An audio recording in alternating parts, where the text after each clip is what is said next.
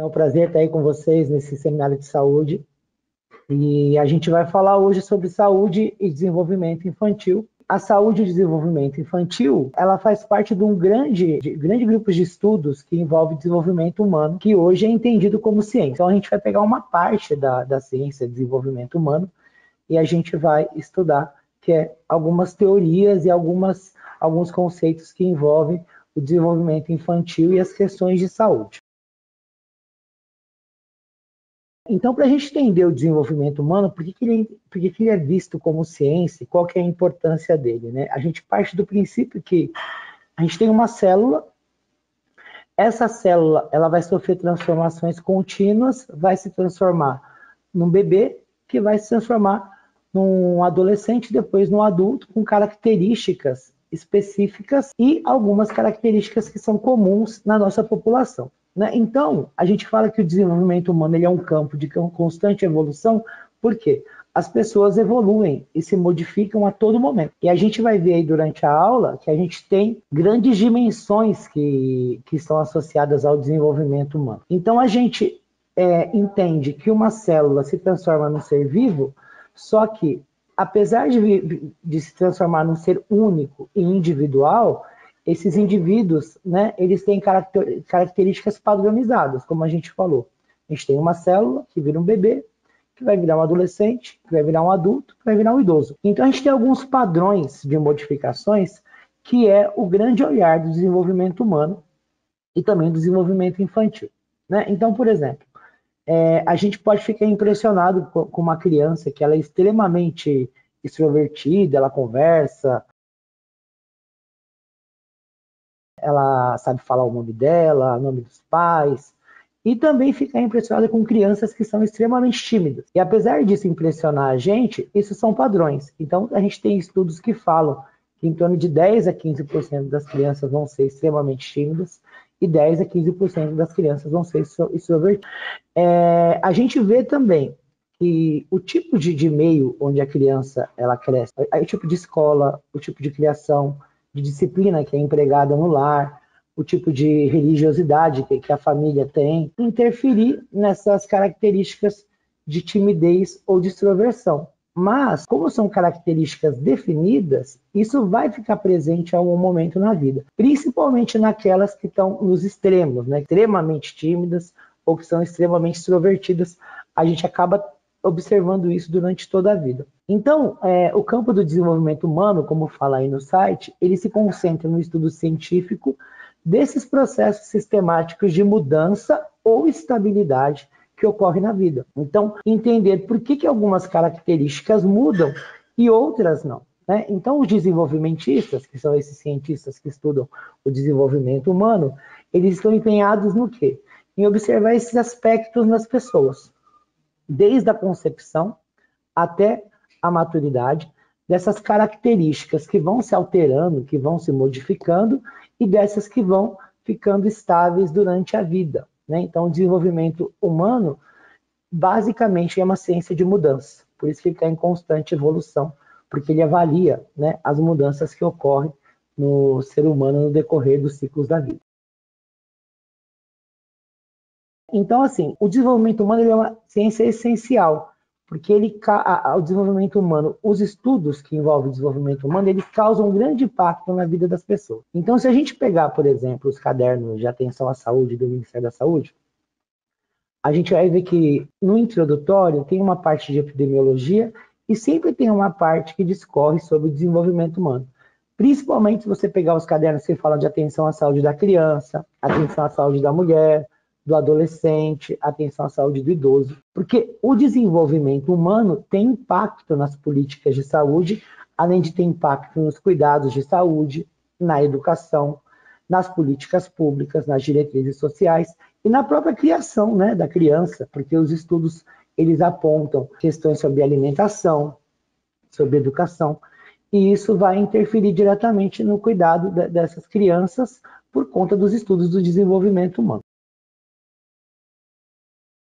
Compreender o desenvolvimento humano ele é essencial para a gente causar mudanças, não só na vida das crianças, mas na vida de todo o ciclo vital, né, de todas as pessoas. Então, por exemplo, o Instituto de Boston, ele fez um estudo em 2002 que indicou que muitas crianças da rede pública, elas iam para a escola, não iam bem.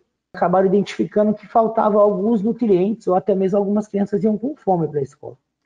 Então, a partir daí, eles fizeram um programa de nutrição para implementar, então, os elementos essenciais na dieta das crianças, incluindo o café da manhã, almoço, as refeições essenciais.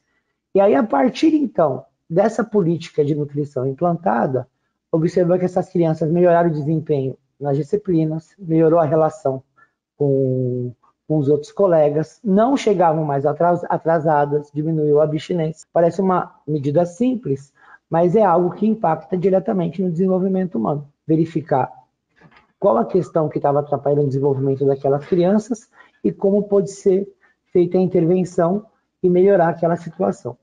A gente tem também estudos que falam sobre o cérebro dos adolescentes, que são imaturos, né? E muitos países baseados nesses estudos acabam alterando as políticas criminais para as questões adolescentes por conta disso. E além da saúde infantil, do desenvolvimento infantil, né, o desenvolvimento humano, ele intervém em outras situações de vida, como, por exemplo, essa questão de viuvez, né, entender qual que é o processo de perda e luto, como intervir nisso, mudanças no ciclo de vida, que é a questão de uma mãe que estava em licença maternidade, e agora ela vai deixar a criança e voltar ao trabalho, né?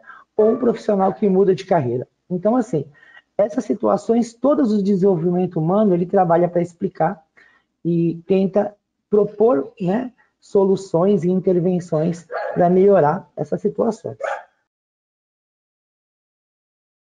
Como a gente está falando de desenvolvimento infantil, eu vou usar os conceitos da Organização Mundial da Saúde, da Sociedade Brasileira de Pediatria e também o Estatuto da Criança e do Adolescente. Para a gente entender que desenvolvimento humano ele é um processo que dura a vida toda, né? Depois eu vou citar para vocês alguns estudos, que é estudos longitudinais, que foram estudos que acompanharam pacientes durante toda uma vida, né? Ou durante muito tempo, né? E o desenvolvimento humano ele tem isso, que a gente quer acompanhar todos os ciclos de vida. Então, desde a parte da infância, da adolescência, da fase adulta e da maturidade, né, e da senilidade. Mas eu coloquei uma divisão aqui para vocês entenderem o ciclo de vida da criança e do adolescente. Então, segundo a OMS, a Sociedade Brasileira de Pediatria e também o Estatuto da Criança e do Adolescente, a gente tem a primeira infância dos 0 aos 3 anos, a segunda infância dos 4 aos 6 anos, a terceira infância dos 7 aos 11 anos e a adolescência dos 12 aos 18 anos. Então, nosso amparo legal é o artigo 2 do ECA, que considera a criança a pessoa até 12 anos de idade incompleto e adolescente aquela entre 12 e 18 anos de idade. A gente pode achar algumas teorias que não concordam com isso, tá? O que né, comum a gente ver. Mas a maior parte dos desenvolvimentistas, eles consideram essa divisão como uma divisão de estudo, né? Mas a gente vai ver também que essas questões de divisão, de infância e segunda infância, isso é uma questão muito histórica e cultural, que aí mais para frente na aula eu vou explicar isso aí para vocês.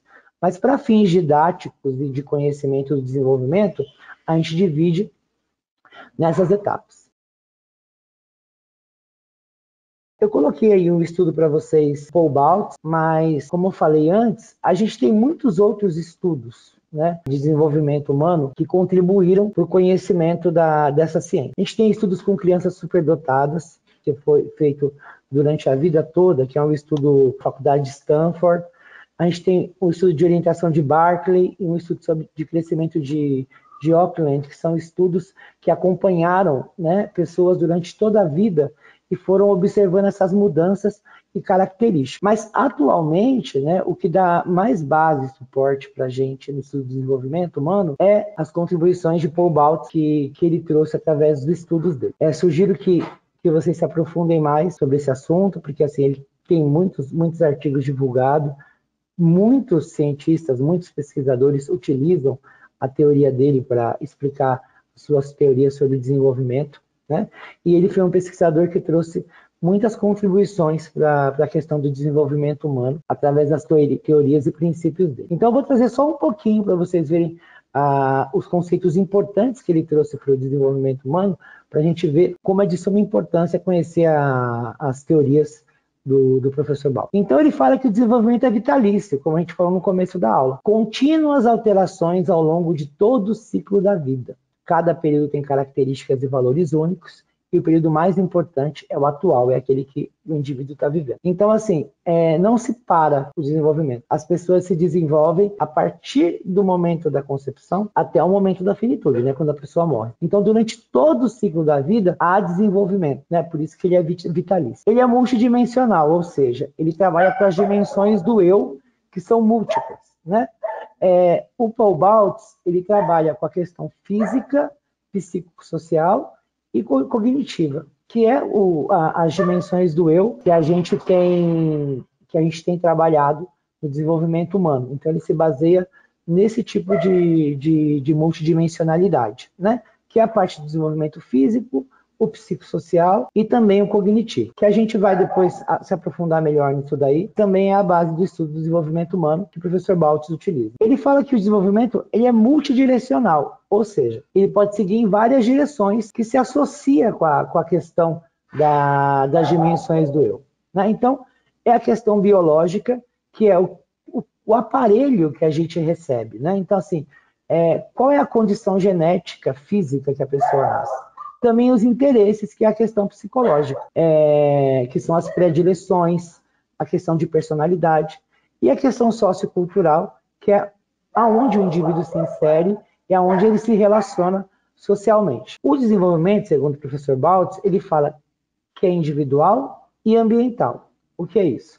Individual porque tem relação biológica e psicológica, que são questões do indivíduo, mas ele também tem relações com o ambiente. Então, o ambiente, ele interfere no desenvolvimento da pessoa. As relações sociais e ambientais, elas interferem também em como a pessoa vai crescer e se desenvolver. O desenvolvimento tem relação com a alocação de recursos. O que é isso? Aonde a gente investe, né, o nosso ser para se desenvolver.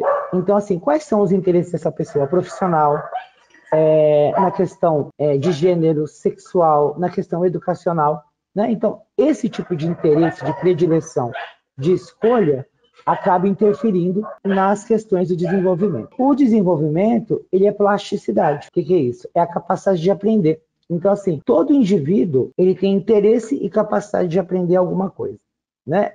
Essa plasticidade, essa capacidade que a pessoa nasce, isso faz parte do desenvolvimento. Então, isso explica muitas questões, porque algumas crianças têm mais dificuldade de aprender e outras têm menos.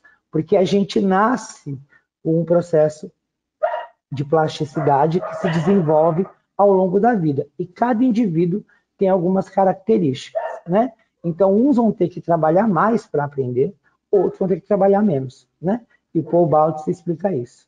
E ele fala também que o desenvolvimento é influenciado pela história e pela cultura. A gente vai trabalhar um pouco melhor mais para frente.